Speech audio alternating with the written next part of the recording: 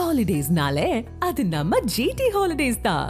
South India's #1 travel brand. Periyar Maniammai Institute of Science and Technology, Tanjavur. CSE with specialization in AI and ML, data science, cybersecurity and more. நம்ம ஸ்ரீகுமரன் தங்க மாளிகை triple star திட்டத்துல நீங்களும் ஆகலாம் super star. Download the SKTM Jewel app today. IBC Tamil நேயர்களுக்கு வணக்கம். இன்றைய நேர்காணலில் நம்மோடு இணைந்திருக்கிறார் மூத்த பத்திரிகையாளர் RK ராதாகிருஷ்ணன் அவர்கள். வணக்கம் சார். வணக்கம். பாமகவில் நடக்கக்கூடிய பிரச்சனைகள் நம்ம எல்லாருமே உன்னிப்பா பார்த்துட்டு வந்துட்டு இருக்கோம். இது பாமகவில் நடக்கக்கூடிய பிரச்சனை அப்படிங்கறத தாண்டி அப்பா மகன் பிரச்சனை அப்படின்னு தான் வெளிப்படையாவே பார்க்கப்படுது. இந்த பிரச்சனைக்கான காரணம் தான் என்ன? இதுவரைக்கும் வெளிப்படையா ரெண்டு பேரும் சூசகமா தான் தெரிவிக்கிறாங்களே தவிர இது அப்பா மகன் பிரச்சனை மட்டும்தானா இல்ல வேற எதுவும் கூட்டணி தொடர்பா அல்லது பொறுப்புகள் தொடர்பான விஷயமா இருக்குன்னு நீங்க பாக்குறீங்களா? அது நமக்கு இப்போ அவர்கள் என்ன வழியை கூறுகிறார்களோ அதை வச்சுதான் நாம் பேச முடியும். அதுல ஒண்ணு ஒரு பவர் ஸ்ட்ரகிள் அங்க மிக தெளிவாக தென்படுகிறது. அந்த பவர் ஸ்ட்ரகிள் என்னன்னு பாத்தீங்கன்னா, கட்சியினுடைய டிசிஷன்ஸ் யார் எடுக்கணும், அது அப்பா எடுக்கணுமா மகன் எடுக்கணுமான்ட்டு. மகன் இன்னைக்கு பிரசிடென்டா இருக்காரு, அவருக்கு தான் அனைத்து அதிகாரம் என்று அவர் கூறுகிறார். பாமகனுடைய கான்ஸ்டிடியூஷன்லயே அப்படிதான் இருக்கிறது. அப்போ அதை வைத்து பார்க்கும்போது மகன் ஏறத்தாழ கட்சியை அப்படியே கப்ஜா பண்ணிட்டு மாதிரி தான் இருக்குது. அதை ஏன் தகப்பனார் ஒத்துக்கொள்ள மாட்டேங்கிறான்னு பாத்தீங்கன்னா, 2016 இருந்து தொடர்ச்சியான தோல்வி, 2009 இருந்தே தொடர்ச்சியான தோல்வி என்று எடுத்துக்கொள்ளலாம். பட் அப்படி இருந்தாலும் 2016 இவர் அசம்பிளி தேர்தலில் மாற்றம் முன்னேற்றம் அன்புமணி என்று ஆரம்பித்தார். அது ஒர்க் அவுட் ஆகல. அதன் பிறகு 2019 அப்படியே கொஞ்சம் மாறினால கொஞ்சம் ஜெயிக்கிறதுக்கான அந்த வாய்ப்பு இருந்தது. பட் அதையும் நழுவு விட்டார். 2024 மறுபடியும் தோல்வி. அதனால ராஜ்யசபா ரூட்ல உள்ள போறாரு. 2014 மட்டும்தான் அவரால் ஜெயிக்க முடியுது. அது ஒரு ஹோஸ்ட் ஆஃப் ஃபேக்டர்ஸ். காங்கிரஸ் திமுக தனித்து நிற்கிறது. காங்கிரஸ் இந்த 2G ஊழல்ல காங்கிரஸ் திமுக ரொம்ப மோசமான ஒரு தேர்தலாக அவர்களை பொறுத்தவரை ரொம்ப மோசமான தேர்தல். அந்த ஒரு தேர்தலில் மட்டும்தான் அவர் ஜெயிச்சு வர்றாரு. பாக்கி எல்லாமே ராஜ்யசபா ரூட் தான் அவர் இருக்கிறார். இப்போ ராஜ்யசபா காலாவதி ஆகுது. அதாவது ஜூலை 24 அவருக்கு அந்த பீரியட் முடிகிறது. அதனால மறுபடியும் ஒரு டேர்ம்னா அது நிச்சயமாக பாஜகவுடைய தயவில் தான் நடக்க முடியும். அதிமுக கொடுக்க போறது கிடையாது. அவங்க முடிஞ்சு போச்சு. அதிமுகனுடைய அந்த சான்சஸ் முடிஞ்சு போச்சு. ரெண்டு பேரும் நேம் பண்ணிட்டாங்க. அவங்கள அடுத்ததாக தேர்ந்தெடுக்கிறதாக இப்ப அறிவித்திருவாங்க. ஜூன் 19 அறிவித்திருவாங்க. அப்ப அந்த ஒரு சூழ்நிலையில தான் இதெல்லாம் பார்க்க வேண்டும் என்று நான் கருதுகிறேன். அப்போ எனக்கு மறுபடியும் ராஜ்யசபாவுக்கு போக வேண்டும், மறுபடியும் பாஜக கூட இணைந்து இருக்க வேண்டும். இதுதான் மகனுடைய கோரிக்கை. அப்பாவுடைய கோரிக்கை கட்சி இன்னமும் நீடிக்க வேண்டும், கட்சி இருக்க வேண்டும் என்ற அடிப்படையில் அப்பா யோசித்துக் கொண்டிருக்கிறார். இது பவர் ஸ்ட்ரகிளாக எடுத்துக்கொள்ளலாம். இனி அடுத்ததாக குடும்பத்துக்குள்ளாலேயே விஷயங்கள் இருக்கிறது. அப்பாவுடைய பிரச்சனை என்னவென்றால், நான் அடையாளம் காட்டின ஒரு நபர் அவர் எனக்கு எதிராக பேசுகிறாரா என்ற அந்த ஒரு ஈகோ கிளாஷ் நிச்சயமாக இருக்கிறது. ஏனென்றால் நாம் பார்த்தோம், போன டிசம்பர் 2024 பார்த்தோம், அவர்களுடைய அந்த மாநில தழுவிய ஒரு மீட்டிங் இருந்தது. அந்த மீட்டிங்ல பாண்டிச்சேரி அருகே நடந்த அந்த மீட்டிங்ல அப்பாவுக்கும் மகனுக்குமான அந்த ஒரு விஷயத்தை நாம் பார்த்தோம். எப்படி முகுந்தனை உள்ள கொண்டு வரும்போது எப்படி அன்புமணி ரியாக்ட் பண்ணாரெல்லாம் நாம் பார்த்து கொண்டுதான் இருந்தோம். அது ஒரு அன்புமணியினுடைய ஈகோ, அதே மாதிரி அப்பானுடைய ஈகோ எல்லாமே இருக்கிறது. இதுல நடுவுல மாட்டி முடிக்கிறது யாருன்னு பாத்தீங்கன்னா முகுந்தன் தான். கடைசியில முகுந்தன் இப்போ ரிசைன் பண்ணிட்டு போயிட்டாரு. அப்போ ராமதாஸ் ஐயாவுடைய ஒரு நோக்கம் என்னவென்றால், நான் ஒரு அன்புமணியை கிரியேட் பண்ணேன், அடுத்ததாக நான் ஒரு முகுந்தனையும் கிரியேட் பண்ணுவேன். இது எல்லாம் கட்சி இருக்கிறதுனால, நான் இருக்கிறதுனால தான் இவர்கள் எல்லாம் ஆளாக தெரிகிறார்கள், தென்படுகிறார்கள் உங்களுக்கு என்ற அந்த அடிப்படையில் தான். அப்ப ரெண்டுமே இருக்கிறது. ஒரு ஈகோ கிளாஷ் இருக்கிறது, ஒரு குடும்பத்துக்குள்ளால் இருக்கிற பிரச்சனைகள் இருக்கிறது. அதே நேரத்துல ஒரு அரசியல் தரத்துல பாத்தீங்கன்னா நிச்சயமாக அந்த அதிகாரத்துக்கான அந்த மோகம், அந்த ஒரு இச்சை, அபிலாஷம் நிச்சயமாக அன்புமணி பக்கத்திலையும் இருக்கிறது. அப்ப இது எல்லாம் சேர்ந்துதான் இது ஒரு பிரச்சனையாக பார்க்க வேண்டியதா இருக்கிறது. இதுதான் இப்ப கட்சியை அப்படியே இழுத்து இன்னைக்கு இவரை பாலு கட்சியிலிருந்து நீக்கி இருக்காருன்னு பார்க்கும்போது அது எவ்வளவு பெரிய ஒரு என்ன பொறுத்தவரை பெரிய ஷாக்கிங்கா இருந்தது. ஏனென்றால் பாலு நமக்கு தெரிஞ்ச காலத்துல இருந்து, பாமக என்ற ஒரு கட்சி இருந்த காலத்துல இருந்து நமக்கு தெரிஞ்சு அதை எப்படி ஜி.கே. மணி இருக்கிறாரோ, ஜி.கே. மணியினுடைய அந்த குமரல் வெளியே நான் செத்து போறேன்ற அந்த ஒரு குமரல், இதெல்லாம் பார்க்கும்போது நிச்சயமாக ரொம்ப வேதனையா இருக்கிறது. அதே நேரத்துல இந்த அப்பன் மகளுக்குள்ளால் இந்த சண்டை தீர்க்கவில்லை என்றால் நிச்சயமாக பாமகவில் இருக்கின்ற நபர்கள், அவர்கள் அந்த கட்சியை நம்பி இருக்கின்ற வன்னிய மக்கள் அடுத்ததாக எங்க மூவ் பண்ணுவாங்கிற இந்த கொஸ்டின் இருக்கிறது. அதுதான் இப்போ திமுக ஆனாலும் சரி, பாஜக ஆனாலும் சரி, அவர்கள் அனைவரும் எப்படி இந்த வன்னிய மக்களை கவர முடியும் என்ற அந்த பெரிய ஒரு ஸ்ட்ராட்டஜி போட்டுக் கொண்டிருக்கிறார்கள் என்று நான் கருதுகிறேன். அந்த பவர் ஸ்ட்ரகிள் தான் இவங்க ரெண்டு பேருக்கான அந்த முக்கிய விஷயமா இருக்கு அப்படின்னு நீங்க சொல்றீங்க. இன்னும் வெளிப்படையா சொல்லணும்னா, இப்போ வன்னிய மக்கள்லாம் வந்து ரொம்ப குழம்பி போயிருக்காங்க அப்படின்னு தான் நம்ம பார்க்கணும். ஏன்னா கடந்த நம்ம அரசியல் ரீதியா பார்க்கும்போது கிட்டத்தட்ட ஒரு 3% 4% ஃப்ரீக்வெண்டா வந்து அவங்களுக்கான அந்த வாக்கு ஆமா. வங்கிங்கிறது இருந்துட்டே இருந்தது.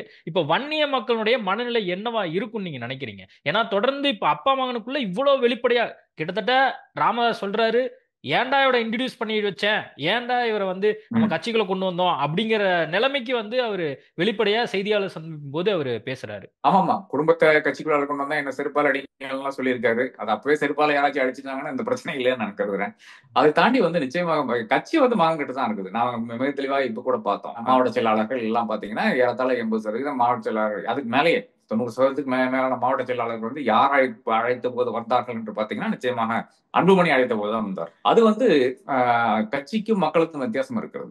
மக்கள் என்னை பொறுத்தவரை வந்து மக்கள் யார் கூட இருக்கான்னு பாத்தீங்கன்னா, யார் அவர்களை அடையாளம் காட்டினார்களோ, யார் அவர்களை வந்து ஒரு பொலிட்டிக்கல் போர்ஸாக மாற்றினார்களோ, யாருனால் அவர்களுக்கு வந்து இன்னைக்கு தமிழ்நாட்டில் ஒரு மான மரியாதை இருக்கிறதோ அந்த ஒரு நபரை தான் அவர்கள் வந்து நாடி செல்வார்கள். அது டாக்டர் ஐயா தானே தவிர நிச்சயமாக அது அன்புமணி கிடையாதுன்றதுதான் உண்மை நிலையா இருக்குது. அந்த ஒரு பாஸ்ட் லாயல்டிஸ்னால டாக்டர் ஐயாவுக்கு 87 வயசாகுது. அப்படி இருந்தால் கூட அந்த பாஸ்ட் லாயல்டிஸ்க்காக நிச்சயமாக அந்த மக்கள் அனைவரும் வந்து ராமதாஸ் வந்து விட்டு கொடுத்து பேச மாட்டார்கள். அதே நேரத்தில் வந்து ராமதாஸை விட்டு விலகி போகவும் மாட்டார்கள். அப்ப கட்சி நிச்சயமாக நீடிக்க வேண்டும் என்ற அந்த அடிப்படையில் தான் நான் எல்லாம் செய்து கொண்டிருக்கிறேன் என்று ராமதாஸ் பேசும்போது நிச்சயமாக அது ரெசனன்ஸ் வந்து அதிகமாக இருக்கும்.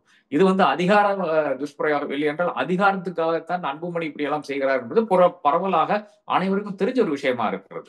அப்போ இவருக்கு வந்து ஒரு ராஜ்யசபால போய் உட்கார்றதுக்கு இல்லை என்றால் ஒரு அமைச்சராக ஒரு கட்சியே வந்து நம்ம வந்து காவு கொடுக்க வேண்டுமா, எல்லாம் கூட பிஜேபி வந்து சுவாகா விழுங்கிருமே அப்படின்ற அந்த ஒரு உணர்வும் வந்து மக்களிடையே இருக்கு. என்றால் இந்தியா பூரா அதான் பார்த்து கொண்டிருக்கோம். ஒரு கட்சி இருக்கும், அந்த கட்சியை வந்து பிளவுபடுத்துவார்கள், அந்த கட்சி வந்து பாதி வந்து பிஜேபியில் போய் சேரும், இல்லை என்றால் அவர்கள் வந்து ஏனோதானோ என்று ஆட்சி நடத்துவார்கள். அதன் பிறகு பிஜேபி வந்து லார்ஜஸ்ட் ரூலிங் பார்ட்டியாக மகாராஷ்டிரா உட்பட இருக்கின்ற இடங்கள்ல வந்து அப்படித்தான் நடந்திருக்கிறது.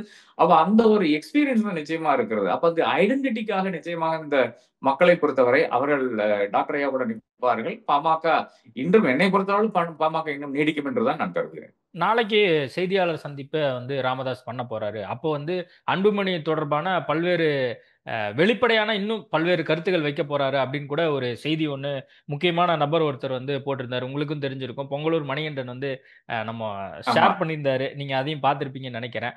இப்போ வந்து அன்புமணியினுடைய இன்ட்ரெஸ்ட் தான் என்ன? இப்ப பாஜகவோட அவர் கூட்டணி போகணும் அப்படின்னு அவர் விரும்புறாரு. ஆமா. இதை வந்து ஸ்டாப் பண்ணக்கூடிய இடத்துல ராமதாஸ் இருக்காரு. அதுதான் பிரச்சனையா? இன்னொரு பிரச்சனை. இல்ல பிரச்சனை அது கிடையாது. ஆக்சுவலா ம். பாமகவை பொறுத்தவரை பாமகனுடைய பெரிய பிரச்சனை என்னன்னு பாத்தீங்கன்னா, இன்னைக்கு வந்து திமுக கூட்டணியில் அவர்களுக்கு இடம் கிடையாது. அதனால அது ஏன்னு பாத்தீங்கன்னா வரணும் கிடையாது. விடுதலை சிறுத்தைகள் அந்த திமுக கூட்டணியில் இருக்கிறது.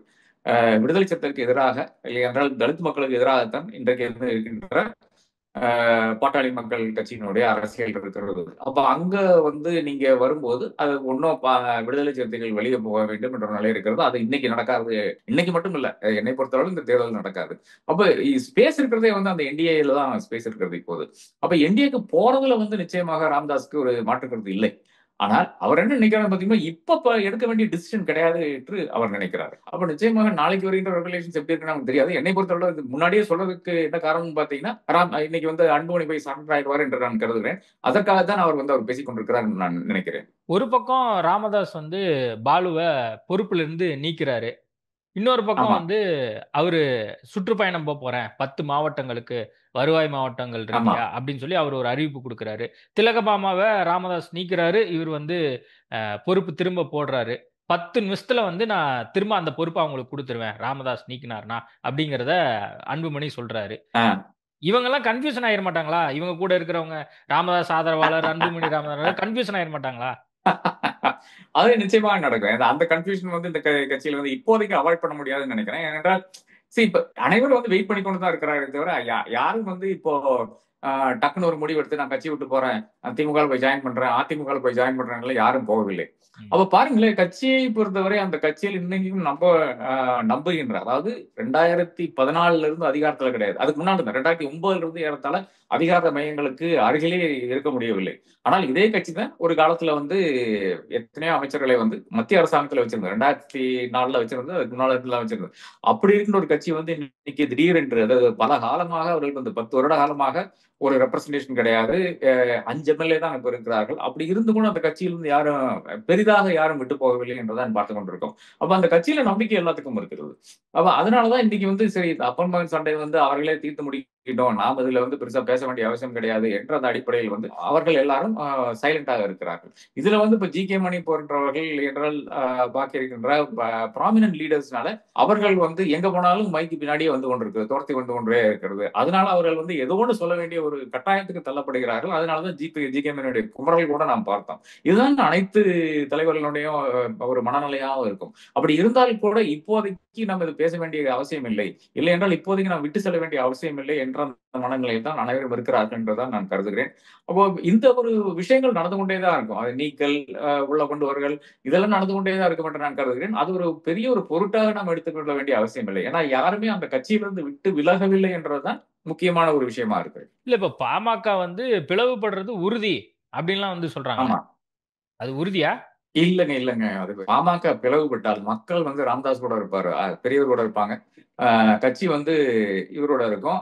மாம்பழம் வந்து எலெக்ஷன் கமிஷனுக்கு போயிடும். இது வந்து யாருக்குமே விருப்பமில்லாத ஒரு விஷயமா தான் இருக்கும். ஒருவேளை அமித்ஷாவினுடைய அந்த குட் ஆபீசஸ்னால, இல்லை என்றால் பாஜக இருக்கிறதுனால, தேர்தல் ஆணையம் வந்து பாஜகவினுடைய அலுவலகத்தில் வந்து செயல்படுகின்ற ஒரு அங்கமாக இருக்கின்றனால நிச்சயமாக அது ஒரு வேலை அன்புமணிக்கு வரக்கூடிய அந்த வாய்ப்பு கூட இருக்கிறது. அப்போ மக்கள் எல்லாம் ஓட்டு போட மாட்டாங்க. மக்கள் வந்து நான் இன்னைக்கு டாக்டர் ஐயா கூட தான் இருப்பார்கள் என்பதில் எனக்கு மாற்றுக்கிறது கிடையாது. அப்போ இது வந்து எனக்கு தெரிகிற விஷயம் வந்து நிச்சயமாக அமித்ஷாவுக்கு தெரிஞ்சிருக்குத்தான் இருக்கும் என்று நான் கருதுகிறேன். அதனாலதான் ஒரு ஆடிட்டர் அனுப்புறாரு.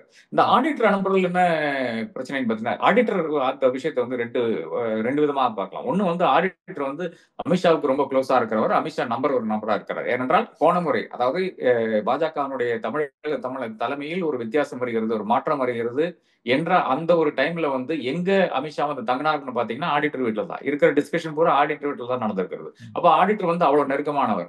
அப்ப அவர் தான் ஆடிட்டரை வந்து இன்னைக்கு வந்து அனுப்பி வச்சிருக்கிறார், குருமூர்த்தி வந்து அனுப்பி வச்சிருக்கிறார். ஆனா குருமூர்த்தி இருக்கின்ற பெரிய பிரச்சனை என்ன, குருமூர்த்தி வந்து வாய்க்கு வந்து பேசிடுவாரு, வெளியே வந்து நான் தாங்கிற பேசிடுவாரு. அப்போ நாம் பார்த்தோம், அதாவது சசிகலாவுடைய அந்த பதவியேற்பு விழா நடக்கக்கூடிய அந்த தருணம் அதை அப்படியே டிஸ்கிரைப் பண்றாரு குருமூர்த்தி. இப்ப கூட அந்த வீடியோஸ் மறுபடியும் வந்து கொண்டே இருக்கிறது. அப்போ ஓபிஎஸ் வந்து குருமூர்த்தியிடம் கேட்கிறார், நான் என்ன செய்யறதுன்னு கேட்கிறாரு. நீ ஆம்பளையா என்ற அந்த கேள்வியை கூட கேட்ட அந்த விஷயத்தை கூட அவர் வந்து வெளியிடுகிறார். அதன் பிறகு நான் தான் சொன்னேன், போய் அங்க போய் தர்ம யுத்தத்துக்காக போய் உட்காரு அப்படின்னு வந்து நான் தான் சொன்னேன்னு சொல்லிட்டு அதன் அடிப்படையில் போய் உட்கார்றாரு என்றெல்லாம் வருகிறது. இப்ப இந்த மாதிரியான ஒரு இன்டிஸ்கிரீட் பர்சனே தான் டாக்டர் ஐயாட்ட அனுப்பி வச்சிருக்காங்க. அப்போ அதனால வருகின்ற அதன் விளைவாக வருகின்ற விஷயம் என்னன்னு பாத்தீங்கன்னா, யாருமே வந்து அவர்கிட்ட பேச மாட்டாங்க. அதாவது சொல்லுவாங்க, அவர் ஸ்டேட்டட் பொசிஷன்ஸ் சொல்லுவாங்க, இதுவரை மகன் இப்படி பண்ணிட்டான், மகன் இப்படி பண்ணிட்டான்னா ராமதாஸ் வந்து ஒரு வேலை சொல்லக்கூடிய அந்த வாய்ப்பு இருக்கே தவிர அதை தாண்டி ஒரு விஷயத்தை வந்து நிச்சயமாக குருமூர்த்தி வழியாக அது வந்து நடத்த முடியாது, பேச்சுவார்த்தைகள் நடத்த முடியாது என்ற நிலைதான் இருக்கிறது. அப்போ இது இந்த விஷயம், அதாவது பாஜகவுக்கு பாமக ஒன்றாக இருக்க வேண்டும் என்பது பாஜகவினுடைய ஒரு டிசையராக இருக்கும், ஒரு வேண்டுகோளாக கூட இருக்கும். அப்படி இருக்கின்ற ஒரு இடத்துல வந்து நீங்கள் அடுத்ததாக அதை விட பெரிய ஒரு நபரை, ஒரு நட்டாவை, இல்லை என்றால் அந்த மாதிரி ஒரு பேசக்கூடிய ஒரு நபரைத்தான் நீங்க அனுப்பி வைக்க வேண்டும் என்று இருக்கிறது. டாக்டரோட பேசுறதுக்கு நிச்சயமாக இவரால் முடியாது என்று நான் நினைக்கிறேன். அதனாலதான் அதற்கு பிறகு வந்து ஒரு பெரிய ஒரு கமிட்மெண்ட் டாக்டர் ஐயா கொடுக்கவில்லை. அதே நேரத்துல வந்து குருமூர்த்தி இதுவரை பேசவில்லை, நாளைக்கு என்ன பேச போறோம்னு நமக்கு தெரியாது. இல்ல அதனாலதான் குருமூர்த்தி வந்து வெளியே பிரஸ் மீட்ல பாஜக சொல்லி வந்தீங்களா, பிரச்சனை இருக்கிற இடத்தெல்லாம் நீங்க இருக்கீங்களே அப்படின்னு கேட்கும்போது, அப்படிலாம் இல்லையே, எனக்கு நீண்ட கால நண்பர் அப்படின்னு சொல்லிட்டு தவிர்த்துட்டு போயிட்டாரு அவரு. ஒருவேளை வரமாட்டாரு அப்படின்னு அவர் புரிஞ்சுக்கிட்டாரோ? சரி, இப்ப நீண்ட நண்பரை வந்து போன ஒரு வருஷத்துல எத்தனை வாட்டி சந்திச்சிருக்காரு அவரு? எங்கிருந்து வர்றாரு, எங்கிருந்து வந்து இந்த இது வருதுன்னு பார்த்தீங்கன்னா நமக்கு தெரியுங்களே, இவரு எங்க போறாரு, என்ன பண்ணி கொண்டிருக்காருன்னு அனைவரும் வாட்ச் பண்ணி கொண்டு தான் இருக்கிறாங்க.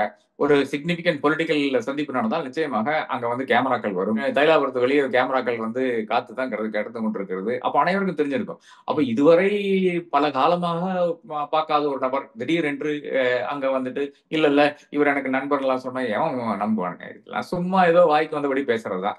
ஐ திங்க் இந்த போன வாட்டி அந்த ஓபிஎஸ் விஷயத்துல வந்து இவர் வெளிப்படையாக பேசுற அந்த விஷயம் வந்து நிச்சயமாக அமித்ஷாவுக்கான சரி, பாக்கி இருக்கின்ற அங்க டெல்லியில் இருக்கின்ற தலைமைக்கு வந்து பிடிக்கவில்லை என்று நான் கருதுகிறேன். இப்போ அதன் பிறகு அந்த மாதிரி ஒரு ரெவலேஷன்ஸ் அவர்கிட்ட இருந்து வரல. இருந்தாலும் அந்த பயம் வந்து எல்லாருக்கும் இருக்கும், வெளியே போய் என்ன பேசிட்டு பயம் அனைவருக்கும் இருக்கும். அதனால யார் அவரோட டீல் பண்ண மாட்டார் என்றதான், அரசியல் விஷயங்களுக்கு டீல் பண்ண மாட்டார் என்றதான் நான் கருதுகிறேன். இப்ப நீங்க பேசும் போது சொன்னீங்க, இன்னும் 2-3 மாசம் வந்து கழிச்சு கூட பாத்துக்கலாம் அப்படிங்கிற ஒரு சூழல் கூட வரும் அப்படின்னு நீங்க சொன்னீங்க. அப்ப இன்னும் இது நீடிச்சுட்டு தான் இருக்கும் அப்படின்னு நம்ம புரிஞ்சுக்கலாம். இல்ல இழுத்தாலும் நல்லதுதானுங்க. பாமக நியூஸ்ல இருக்குல்ல இப்போ. வேற எவன் வந்து இதுக்கு முன்னால அப்பனும் பிள்ளையும் வந்து சண்டை போடுறதுக்கு முன்னால எவன் வந்து பாமகவை பத்தி பேசிட்டு இருந்தான்? நீங்க பேசுனீங்களா? நான் பேசுனேனா? யாரும் பேசல.